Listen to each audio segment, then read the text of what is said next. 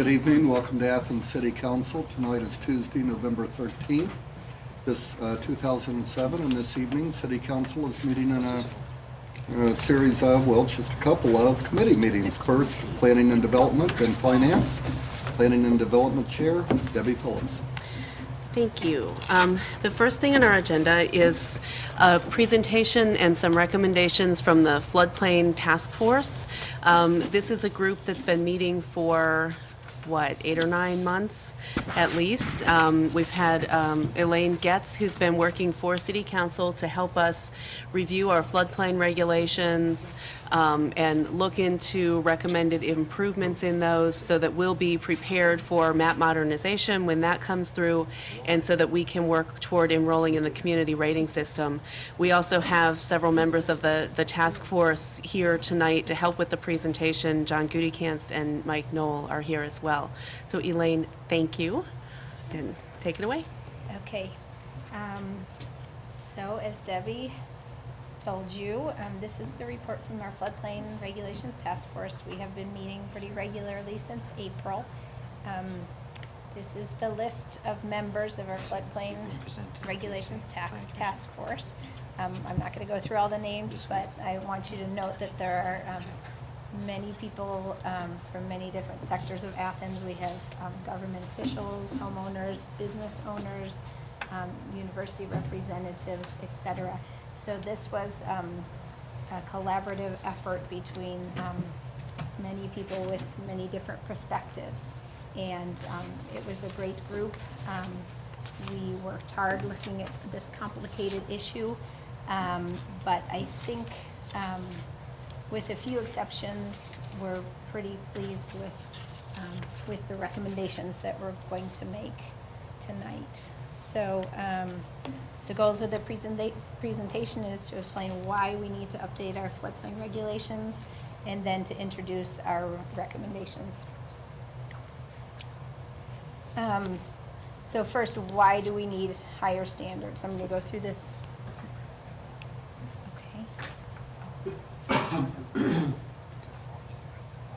Okay. Thanks. Okay. So why are higher standards needed? This is, I'll just briefly go through these and then I'll talk about them in a little more detail. First of all, with our current regulations, we're actually allowing for increases in our future flood damages in Athens. And we also are unprepared for flooding. I'll talk about these a little bit more in a minute. Secondly, the probability of flooding is higher than I think people have thought. There has been the perception that once the river was rechannelized, we were protected from most flooding. This doesn't appear to be the case. And finally, this is a good time in terms of some current federal programs. There's the community rating system and map modernization, and I'll talk more about them later, but these add some incentives for us to adopt these regulations at this time. So I'm going to give you a really brief history of floodplain management in the U.S., just because I think it'll give you some context. From the 1860s to the 1960s, they called it the era of structural controls, and this, in general, we tried to control flooding with man-made structures, with dams and levees and rechannelizing rivers like we did here in Athens. But by the 1960s, they were realizing that this oftentimes led to greater flood damages than before there were structural controls, because it led to a false sense of security. These man-made structural controls oftentimes, in fact, always eventually fail. And if development had gone in places that used to flood, and people put them there thinking they weren't going to flood, and then when the structural control failed them, there was a lot more damages due to the structural control being built. So by 1968, the government decided to start a program, the National Flood Insurance Program. And the goal of this was actually to discourage development in the floodplain through regulations. And the goal was also that the premiums from the National Flood Insurance Program would cover the damages from flooding. Unfortunately, neither of these goals were quite met. The National Flood Insurance Program has been a success in some ways, but some of the regulations actually allow for flooding damages to increase, and the premiums have never, that they've collected have never been enough to cover flooding damages. So in 1994, the federal government tried to change its emphasis and add on another program, and that they wanted to emphasize hazard mitigation. And one of the things they wanted to emphasize in this is removing structures from floodplains. In fact, I think they've tried to pass some litigations saying that if a structure is repeatedly damaged, then they wanted it to be mandatory that it would be removed, because it's cheaper for them to remove structures and pay for the owner to relocate it somewhere else than it is to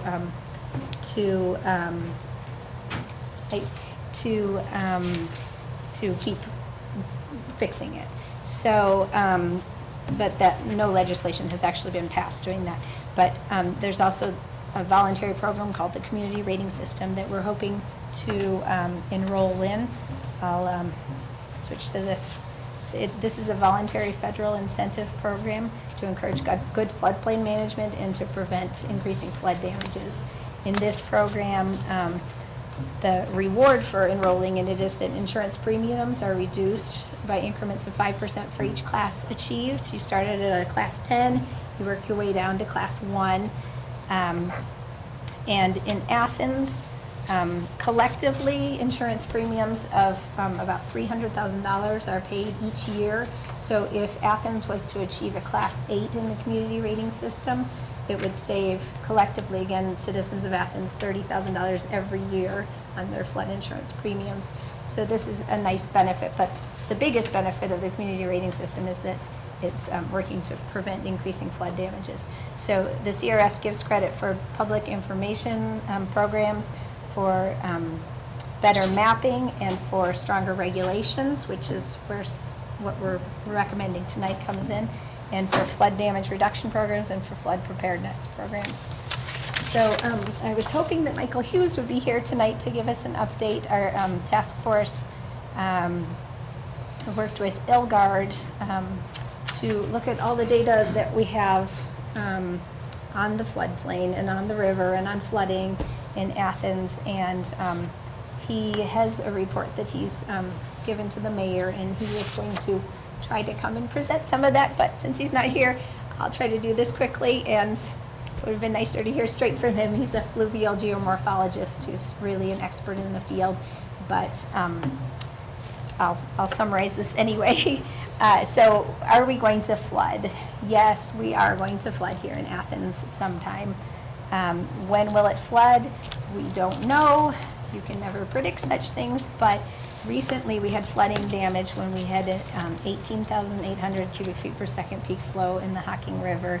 The rechannelization project was designed to handle a peak flow of 33,000 cubic feet per second. So this is obviously the design of the river is no longer working the way it was supposed to. It's no longer holding, it holds only a little bit more than half of what it was designed to hold. The 18,800 cubic feet per second is less than a 10-year flooding event, which means that there's going to be greater than a 10% chance of this occurring in any given year. So how much will be damaged? That'll depend on how much water comes down the river, which no one knows whether that will increase or decrease.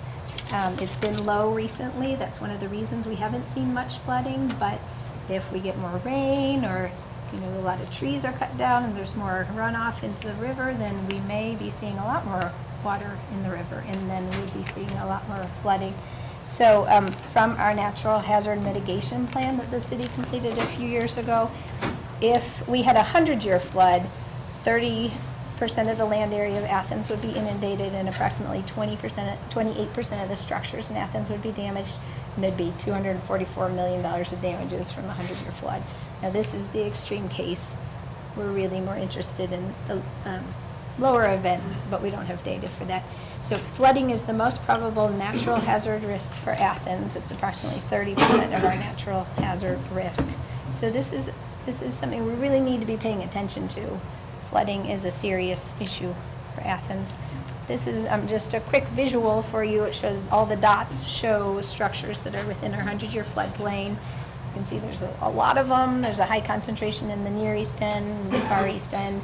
Up to this point, this map is a little bit old, but you can see that right along the river, we're doing a little better at keeping structures out of the highest risk part. And that's another thing that I'll talk about in a minute that we're trying to address with these updated regulations. For mapping, we've been looking at a lot of different kinds of maps. In terms of these regulations that we're recommending, the current approved FEMA map that's discussed in the regulations is still the 1980 map, and it has a floodway 100-year and a 500-year floodplain. The map modernization process that Debbie mentioned is a federal program. It's to digitize all maps in the United States, all floodplain maps. And Athens is currently just beginning this process. They had their scoping meeting where they collected all the data this summer. And within the next 2 years, we will be given a map through this process. We will be required to adopt that map and to have our regulations updated and approved by ODNR at that point. So that's, as I mentioned before, this is good timing for updating our regulations because we will have to update them and have ODNR look through them and approve them once map modernization occurs. And if we don't update our regulations and adopt the map, we will not be allowed to stay in the NFIP. So anyway, in that map, we'll have a floodway, 100-year and a 500-year floodplain as well. But for our task force, because of the unique geography in Athens, because it's all hills or floodplains, we decided that we needed some more detailed maps that had some of the higher risk portions of the floodplains mapped out, and we wanted to look at 50-year and 20-year floodplain boundaries. I have some of those maps to show you. We're still having a few glitches with them, so they're not complete. But anyway, but we'd like to try to adopt these higher standards within those higher risk areas instead of most of the recommendations are that these regulations be adopted for the 100-year floodplain, but we're only looking at within the high risk portion of the floodplain. So this is our current 100-year floodplain, and this one is our current our current floodway map. And then this is a planning map that we've created. It's a 20-year floodplain using 2002 topographic data and 2002 hydrology from the Army Corps.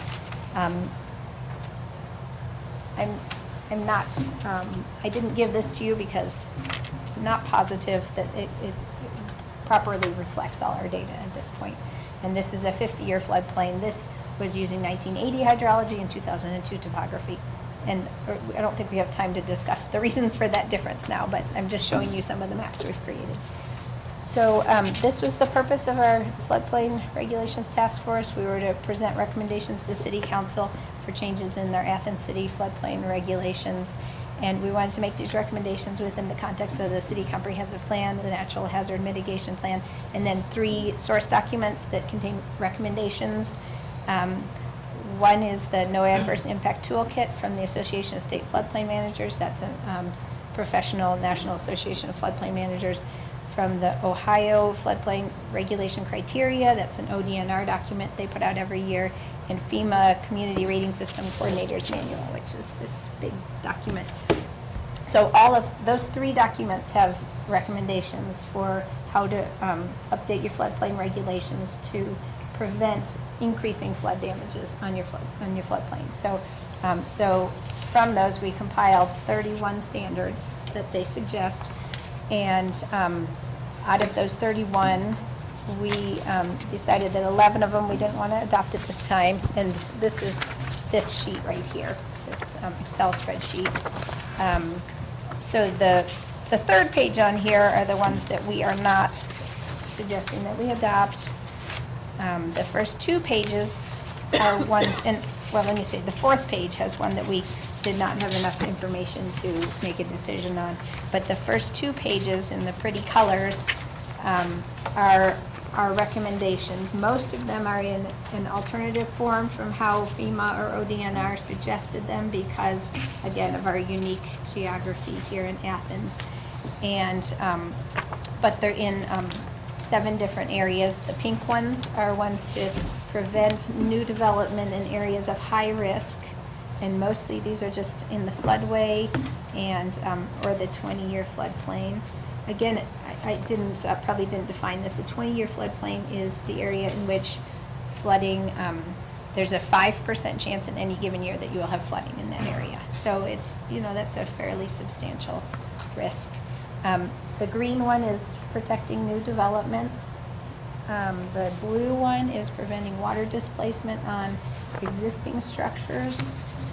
The next page has a sort of a yellowish orange one that is safety. This is, I'm going to comment on this one. I'm not going to talk about the rest of them because we don't really have time. But in Athens, I mentioned one of the reasons for looking at these, adopting new regulations at this point is because we're not really prepared for flooding. Currently, we have many critical facilities on high-risk areas of the floodplain, and those do not have access. So if we had flooding, our hospitals, our emergency shelters, our wastewater treatment plant, our water treatment facility, all of those would be surrounded. They wouldn't necessarily be inundated, but there would be no getting into or out of them. And that puts us at a really, in a really dangerous situation if we have our emergency facilities or critical facilities not accessible during a flood. And with our newer data, it looks like during even a not very substantial flood as well, that we would still have this problem. So the 5th section is the purple one, bringing existing structures to flood-proofing standards. The gray ones are incentive-based higher standards, and the light yellow are stormwater management recommendations. And both the gray and the yellow, there are other groups in the city working on these, so we don't have detailed recommendations for that, but we are recommending them in concept, and I think that I can work on more details of them if City Council would like me to. So that's very briefly our what our task force has done, and this is our recommendations document that has a lot more detail about the recommendations, what we're specifically recommending, some more mapping, some responses from other community members. We've talked to the hospital about how this will affect them and the university. And while there are some concerns from other groups, I think we've been able to work out some reasonable compromises in these recommendations. So these have all been looked at by our Chamber of Commerce, our Ohio University, the hospital, et cetera, business owners, homeowners, et cetera. So that's all I have. Do you have any questions? Okay. Bojinkas? This looks like a really good body of work, I have to Oh, say. thank you. I have to say, very detailed. We very all good. worked hard. Yep. Actually, the flooding danger is primarily from the river, right? Right. And I was just wondering whether, you know, anybody has done any investigation in how much the river has kind of filled in since Yes. it was created. That was actually what Michael was going to talk to us about. Oh, really? Yeah, and I can try to explain what he was going to say, but I'm not sure I'm going to get it exactly right. Oh, But okay. the river has filled in substantially, and I think I don't want to say any more publicly because if I get it wrong, then then I don't want to say. But there is some data out there that really suggests that that's one of the major problems. But to actually dredge it and remove it would probably be cost prohibitive to sort of bring it back to where it used to be. It's, you know, to bring it back to its original design capacity. There would be, you know, I would assume grants and various I assume there'd be grants and other things available to do some of that. Yes, but The Army I think Corps one or of the something. problems too is it would be ongoing because most of these man-made rechannelizations just keep filling in. Right, They so don't- it would get worse, it's getting worse as time goes on. Right, I mean, It may actually be leveling and off in how much it's getting worse, but if you dredged it, then it would get worse again. Yeah. Quickly, and then it would level off again, and that's my understanding. So, Paul? A couple of questions. The CRS column you were talking about here, community, what was it again? rating system. Rating system. Yep. I see it says, let's say the first column you have there, up to 800. What does that number mean in terms of our premium discount, I guess is the For question. every 500 points, It's you one. receive a 5% discount. Okay, so it's 500 for five. Yes, but this up to 800 points, I would have to look it up to see how many areas would have to, I mean, how many acres would have to be zoned open space, but we would probably not be zoning, the No. maximum is open space. I just wanted to know how the point system worked. Yeah. I just picked the top one because that'd be easy one to look Okay, at. yeah. You said, you was in on the conversation or the study as well. Yes.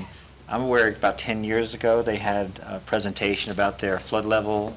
They had some kind of dynamic imaging type system that they could guesstimate the flood levels. Did you Yeah. run across that in your studies? And Yes, I actually have it on this computer, but I was told that it's not completely accurate and it wouldn't be okay, appropriate for public presentation. okay. I guess the reason why I was asking is I thought that was a good modeling system to find out what the impact would be if, the way I understood it, they were going to be using it as a tool to look and say, okay, if we expect a flood range of this amount, we can figure out which buildings get, evacuated, which get sandbagged, et cetera, et cetera. Is that something that we should think about as our own system in the city? Yes, I think we should be thinking about that. Okay. And I don't know if it's accurate enough to do something like that, if we could just use theirs or if we would have to model our own. Okay, and the other question would be in terms of, again, I'm aware of the hazard mitigation plan. They were talking about two different types of flood events, a flash flood and a vivittine. Yep. What is and I know Ray in the back there has, I think, the river gauge for Enterprise, Ohio, with the idea you can guess what it's going to do in how many hours. Do you know how much time we'd have before we realize we have a problem in terms of flooding? I mean, think- can you, I can't say exactly, but I think it's around the range of 12 hours or something. Okay. We'd know. Does that sound right, Ray? okay. Okay, thanks. And I'll go ahead and add, or ask Mike maybe if he wants to add a little bit, just as an illustration of, some of the process that the task force went through when we were talking about fill limits and whether in the area where there's a greater risk of flooding, a more frequent risk of flooding, limiting fill so that we won't be displacing water onto other folks. And, Mike actually evaluated some individual sites to see would there still be a buildable area on the site if there was a fill limitation. I know you had a chance to look at some of those, and I think that it's a great example of the kind of really thorough discussion we had. Mike, can we ask you to come close to a microphone?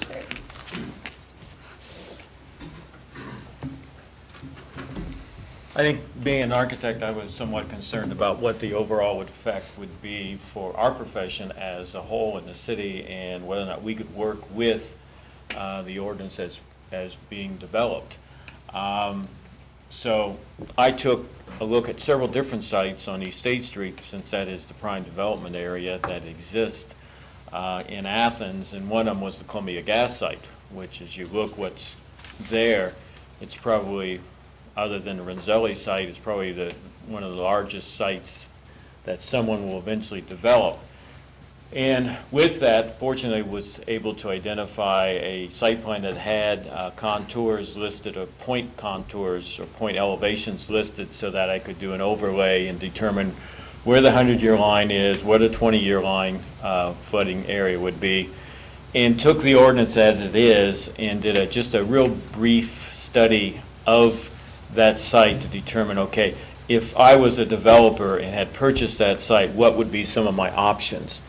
And I think one of the biggest things you look at is not necessarily the land mass based on setback requirements and parking requirements in the tree ordinance, because those elements are some of the elements that dictate the process you go through when you develop a master plan of a site and stuff. And with that in mind, I took a look at those sites and said, okay, with the ordinance as it's written, if I were to raise the building up to 100-year flood elevation, which in those particular sites I think was only raising it up about a foot with it, and then took the 20-year, which in the ordinance you're allowed to add 1 foot of area for the 20-year area, if I'm correct on that, and then anything less than a 20-year flood would then at that point would be a replacement fill for fill. One of the discussions we got into also was the issue of, okay, is putting a parking lot in fill? Well, technically it is, because you're bringing in roughly a foot of gravel and asphalt to build a parking lot, and so we got into those discussions also. But the short of the matter was, it is, if you took those sites and you did a borrow pit at the back of the site, no different than what has been done out at Holzer Clinic that's being built, and that small development there, and brought that material forward on the site, that you could easily develop that site as, you know, many different kinds of development. It could be housing, it could be a strip mall, it could be office buildings, it could be clinics or something like that. And it seemed to be fairly easily workable based on those criteria then with that. Yeah, so it seemed to work. I think the more difficult sites are going to be the smaller ones. There's, for example, is Casa Lopez, which is the Mexican restaurant out on East State Street, has a very small lot next to it. If they were to sell that lot off and put in another use, a small office building or something, because that's about as big as a lot that you could get by with, a lot like that would have some little bit of difficulty of meeting the ordinance with that, because they are right at the 20-year flood at that location then. Now they're about a half a foot below it. So you'd end up, you know, have to make some adjustments there. And probably a small site like that would have to go through an appeal process, because it's just not possible to get a small site to work 100% with it. So we did, in those discussions, really try to talk about not only fill limits, but the whole notion of compensatory storage. So if you are going to use fill in an area that's likely to flood, you take it from somewhere else on the site so that you're not displacing water. And the more detailed document really captures the discussion, kind of where those recommendations came from in the different documents. And then we got down to the point of, you know, specific recommendations for changes in our ordinances. And we're checking with ODNR about the exact process for, you know, when we have when we draft the ordinances, do we need to get them to review that before council passes it, or? Right.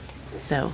Yes, ODNR is very backed up with the map modernization process, because they have to, for every area that has a new map, they have to review all of their floodplain ordinances, and they have to do it within a very specific time frame. Otherwise, that community will be kicked out of the National Flood Insurance Program. So they're not really responding very quickly to some of these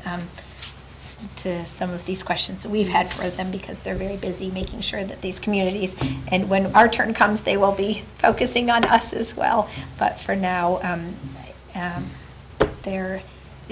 I think they have to review our ordinances, any changes we make in floodplain regulations, but they don't have to review it before City Council would make a decision on it.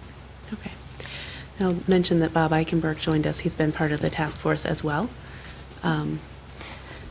Do other task force members have anything they want to add to the presentation, or? It was amazing. These guys are awesome. It's totally above me, but my big thing was when we started thinking about it and talking about emergency egress from my neighborhood. I'm like, hold it. You know, Red Cross is gone, Oblenis is gone. Even up in Nelsonville, the low-lying areas past the Sunoco there, that always floods like that. Mm-hmm. That's gone. So, you know, egress to Columbus is gone. It's amazing how much of a little sluice were in here. And it's just, that's worrisome for me. It's just, I don't know how many safety plans there are in the city about that, but talked to some of the old timers on my street, and they were talking about, you know, people bringing in bass boats and stuff, you know, trying to get people out. So that was very enlightening. Mhm. Other questions? Paul? The concept of a borrow pit to release some of the flooding area. I guess the question I had, do these have to be maintained? In theory, they would flood regularly and be silting as well eventually, right? So that would be, is that a maintenance thing that you have to think about? And I guess the other question, you were talking about the hydrology from different times and places. Now, I think the trend has been we're getting drier. Is that what the trends are right now? We have been drier, but nobody knows if that's really a trend or not. Okay. Nobody can predict that. Unfortunately, nobody seems to know the answer to that question of why we have less water in our river currently. Okay. But I did want to answer about the maintenance. One of our recommendations on here, and we have it listed for any stormwater systems. Okay, I don't yeah. know if the borrow pits would actually be classified as stormwater, a stormwater system, but we do have a requirement in here, a recommendation for a requirement for private maintenance for any stormwater systems in the Okay, I see. city. Because currently, we only require if you have a greater than 5-acre plot that you have to maintain your stormwater systems. Okay. But we're suggesting that we require anybody who has a stormwater system to maintain it. And the reference numbers that's right next to this column, is that in your report? Is that what I'm looking at? It's on the last page here. Oh. And it Oh, I comes see, from that type of yeah, from the references, source okay. documents, from where the recommendations actually came from. Okay. Thanks. I think maybe I should add something in because the chamber is not represented here, are they? We don't have Jennifer or Larry, right? Their biggest concern about these was that the maps be final before we pass recommendations, but our map modernization process won't be final until they would like to see a map for sure. So that's one of the things I'm really hoping to see if we can finalize. But we can't guarantee that our maps won't change in the future. But that was the chamber's biggest worry. I think they were pretty happy with. I want to mention the process. one other thing about the maps, and then I see Bill. The map modernization will be digitizing the maps that exist, and if there's new data that that FEMA considers reliable, they will incorporate that into that process. But they will not be including the 20-year and the 50-year. We're talking about doing that, and local communities can have more detailed maps to refer to in their higher standards. So even if the 20-year and the 50-year, if we get reliable data and we're ready to adopt those to refer to for our higher standards, we can do that.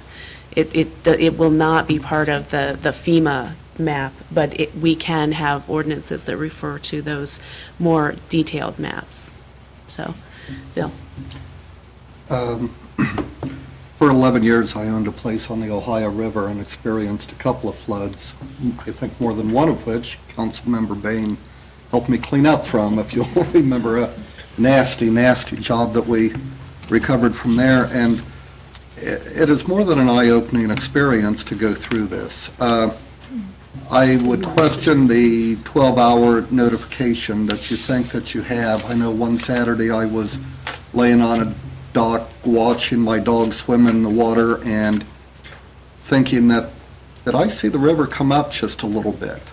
But I needed to come back to Athens, and I think the next morning at 11 o'clock, I got a phone call from Councilmember Sands telling me that my dock and boat was ready to break away, of which it did, and went 20-some miles downstream to be caulked at the John Gavin plant down in Gallipolis, and this is from Racine. Unbelievable mess, and it happens overnight. And the 12 hours that you may have, the conditions are not such that you can really effectively do much. I mean, if you're talking about evacuation during those 12 hours that you may have, the downpours and everything are really horrific. At least it was during that time. And one other comment, to a little bit because of that, I insisted that we build the new nursing home so that the entryway and exit is out of the floodplain. So we are always out of the 100-year floodplain, but it's only out of it by 1.5 feet, about 2 feet. So, you know, it certainly isn't going to be like O'Blennis, that is going to be of no access to the community, but we would be able to effect a evacuation. So that is one thing that I would say. And the 100-year floodplain always conjures in people's mind that this is going to happen once in 100 years. So we're due. And a trip down to Gallipolis and to stand in their, what do you call it, where the bandstand and everything is, at downtown park, you will see a pipe standing there that shows exactly how high the floods have come. And, you know, the one that the generation before me always touted was the 37-year flood. My father, you know, always talked about that one. Well, I was amazed to see that the 1911, 1913, and the 1937 flood was probably within 6 inches of each other on that pipe where it is marked there. So it is not one time in 100 years. It could be 20 times in 100 years. So, you know, you have to come up with some standard, and I know a lot of people are going to probably try to say this is anti-development or something, but boy, until you've lived through it, you would not want to do it twice. It is horrific, it's terrifying. Watching a home, I thought that one was going to go down the river, is pretty heart-wrenching. So those are the comments I have to make. Jim? This recommended regulations, and then it gives us, do you have other language to give to us? We have, this document right here explains all of these Okay. in detail. Because some of This these is- just, they ask questions rather, okay, fine. Yeah. Good. I could talk about these in more detail, but I thought that I No. would just do a quick No, I understand presentation. that, but I just wanted to make sure that, Yeah, yeah, and this, I can email this to any of you, and I'd be glad to answer questions about it. Does everybody want a hard copy of that, or is email okay? Email's okay. What do you- I wouldn't mind a hard copy and email, Copy and both. email? Yeah. Email. Sounds good. Okay. Okay. Email it to Nancy, I think hard copies for everybody else. Okay, I think I already emailed it to Nancy. Okay. Okay, I want an electronic You want version email too. Okay. Okay. Sounds good. I didn't read my email, so. I mean, I think that the timing of this is really appropriate, and actually, if you recall, we talked about this a little bit when the Natural Hazard Mitigation Task Force issued their report, and there was some back and forth getting that approved. We are supposed to be evaluating our floodplain regs and considering higher standards because flooding is the biggest part of the natural hazard risk that we face here in Athens. So, I just really, really appreciate the incredible amount of work and time and consideration and patience that everyone on the task force has put into this process, because it really got into some very detailed, very long discussions, and I think that the recommendations are solid as a result. So thank you, Elaine, and everyone on the task force. Thanks, thanks. On behalf of everyone, it was a good group, so. Okay, thanks a lot. So we'll be bringing forward these recommendations as we've got the language ready to go. And then Elaine will be on to working with Steve on getting us enrolled in the community rating system. Yep. So hopefully, we have some higher standards in place now, and even getting the application underway, we can probably get qualified pretty quickly for at least one of the. Steve thought that we could become a Class 9 before adopting any of these regulations, and with some of these regulations, that may be enough to get us to Class 8. So So, that'll save everybody a little bit of money on their flood hazard insurance. yeah. Okay, thanks. Thank you. Thanks. Anything else on this? Okay. The next item on our agenda is a request for a revocable license for a fence at 66 Maplewood. And is, are you Mr. Welser? Okay, so if you want to come either sit at one of the tables or come up to the podium so people who are watching on TV can hear you. Yeah, that's fine. Folks got a memo, I believe, about this last week. There's a fence that's been partially constructed, and they're now seeking a revocable license because it's in the right-of-way. You also got a note from Andy Stone, who went out and looked in terms of line of sight to see if there were any issues there. So do you want to go ahead and... Sure. First of all, I'd like to apologize for having half a fence up. I didn't, not being a long-standing homeowner, I didn't know how these processes work, so I apologize for ending up here under these circumstances. But in that, it's been a great learning experience, and one of the things that we did in terms of learning is we posted the notice, one of the ones that's in the packet, on the fence, along with about 15 or 16 copies for people to take home, and within about a week and a half, they'd all been taken home, which we thought was good evidence that people were interested in understanding what we were hoping to do. So I have about 4 or 5 just kind of issues I'd like to talk about briefly in terms of what our thinking and planning have been so far in terms of designing the fence.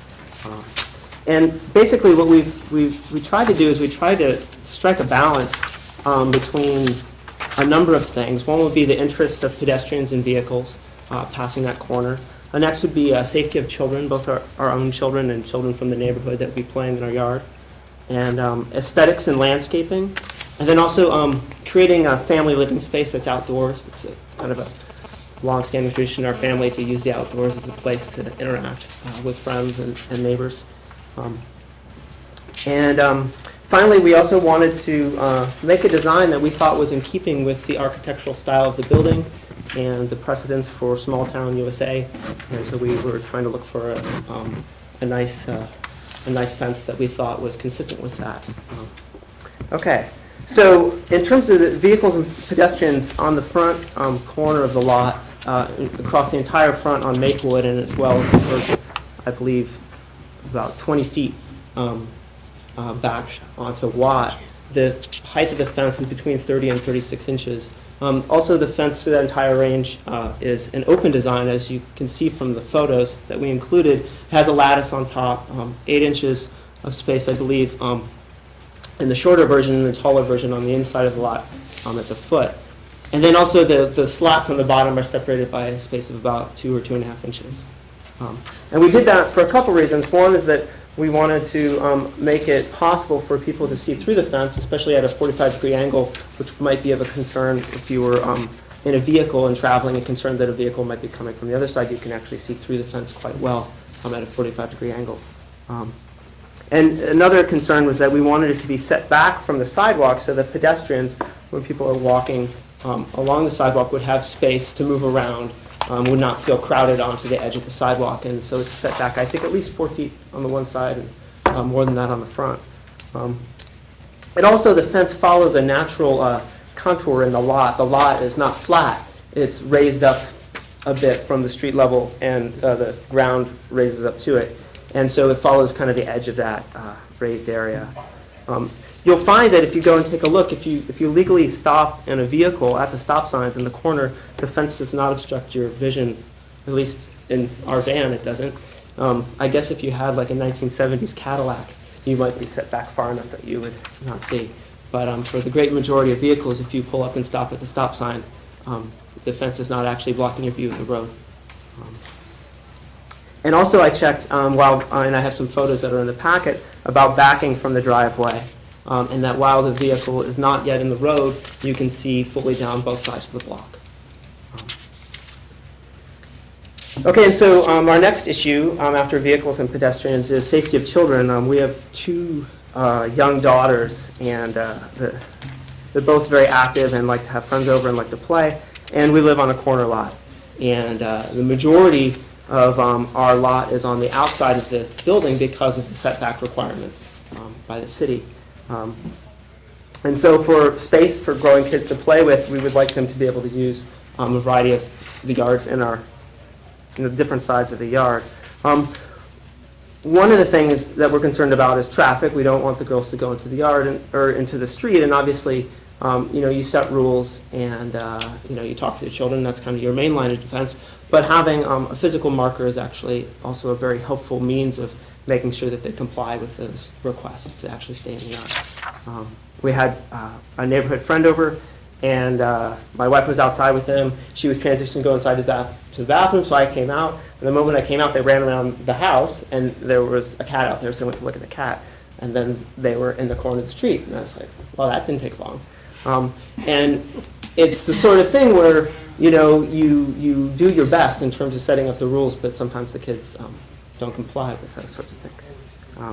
Another concern, and this is actually kind of a horrible concern to have, but it's one that wasn't prominent when I was a child. I grew up in Kent, Ohio, and lived 2 houses away from a playground. And I can remember being in kindergarten and taking my kickball and playing at the playground for hours on end, and my parents were at home. And that's just not an option anymore. You don't like to think of the horrible things that could happen, but you want to try to prevent those. And one of the things you want to prevent are crimes of opportunity. And those crimes of opportunity are sometimes in the form of someone pulling up in a van from outside the community, and they lure a child to the side of the street, and off they go. There are actually 55,000, according to the Bureau of Justice Statistics, 55,000 stranger abductions a year of young children aged up to about 12, which is a shocking number, although if you think about it, it's a small percentage of the people in the United States. But that's also kind of a concern of ours, is that we have our children and other children over playing in our yard. We would like there to be some sort of barrier between them and kind of things that might happen.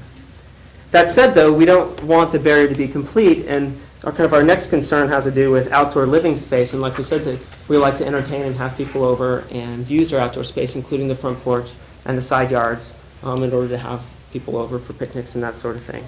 And we would like to be able to actively use that space. And we think that in a lot of ways, architecturally speaking, that a fence can help to define a room, a space outdoors, as can like a patio, where people can interact. And that interaction can include both the people that are in the yard and the people that are passing by, as is always the case for us in our yard, where we talk to lots of people as they come by. The final concern is in terms of landscaping, and we have kind of rather elaborate plans for what we would like to do in terms of plantings. I spent most of my childhood working on yard projects, and it's something I enjoy doing a lot. We've kind of been on hold with that so far while we're waiting on figuring out what's going to happen with the fence. But we included some photos that illustrate the sort of yard that we would like to create in terms of landscaping, and I think you've seen that.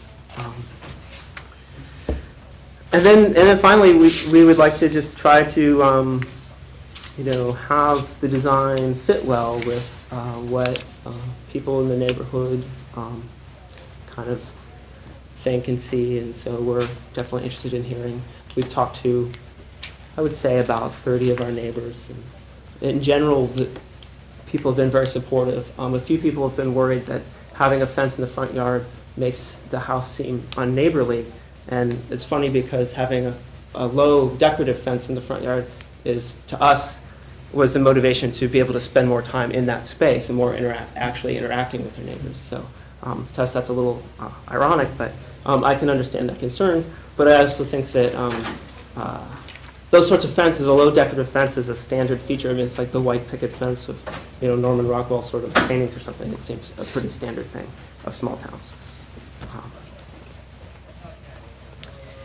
Okay, so I think that's all I wanted to say. Questions? Paul? Yeah. You just mentioned white picket fence. Is this going to be painted? It's going to be stained. Stained? You have to, with the treated lumber, you have to wait about a year before you stain it, or it can look kind of bad. Okay. I noticed that your Photoshopped rendition of this does not include a front gate. Do you plan to have a front gate? We do. I didn't have an image. I mean, I just copied the one across. The gate that we're hoping to have would curve down in the center and hinge in the center. Well, it would hinge on the sides, but it would meet from both sides. Okay, and do you plan to, it looks like you're increasing the elevation as you go around, what's that, Watt Street? Yes. Is that the case? Yes. Why is that in particular? I mean, Our goal there is to have a difference between the front and the backyards in the sense of in the backyard being able to have some privacy. okay. And I see you talked about landscaping. You have, again, another representation of landscaping here. Would that obstruct the view through the fence? Because one of your arguments right now is the fence is open, and now you're talking Right, about and so filling it that up. would be a concern on the corner. We would not have high landscaping at all. The corner would all be kind of low perennials and that sort of thing. And how old are your daughters? 2 and 5. Okay, so if we give you a 10-year right-of-way use, Yeah, they'll be done with it. okay, just wondering, that's all. Anyone else? Questions? I was Comments? especially concerned about the line of sight, but we do have a note from Andy Stone, the Director of the Streets Department. He's looked at it from several angles and feels that it's not a problem as it stands. So it's just dealing with the revocable license. Do, John? I live on Maplewood, and everyone's for them. I mean, their house, their yard is so steep, there's no way any kids could play in the front yard, and their backyard is really small. So, and, you know, also there's that drainage thing, which is about, the hole on those drainage things are about that big. You're gonna lose 1 million balls down there. Plus, we wanna get invited to a lot of barbecues. Do folks have any concerns about this? Go ahead and bring this forward next week. If you want to, take a little field trip on your own through the neighborhood and take a look at it. And Yeah, I recommend that. okay. I picked up one of those things when I was Oh, good. walking home from school with my daughter, whenever you had the bundle of them out there on the fence post, so, yeah. All right, does anyone have miscellaneous for planning and development? Okay, then we're adjourned. Over to you. Finance and personnel, I had planned to spend some time talking about the proposed budget for 2008, but several of the issues that we'd hope to talk about are still very much in flux at this point. What I'd like to do is ask council members if we could schedule a committee meeting for 7 o'clock next Monday, and then another committee meeting, which would be on the 26th of November, to hopefully bring a lot of those issues to completion so that we could start passing a budget early in December. So is next Monday a little bit earlier? It's a regular council meeting, which would start at 7:30. If we have a committee meeting at 7, I'm relatively certain we can deal with everything we need to deal with at that time. No problem. Any other questions? I really have nothing else. It's good. No, that's, Are you sure you don't want to reconvene your committee, Debbie? I think we're done. We're done. my goodness, Great, thanks. less than a half hour, Okay. we are adjourned. Seen this.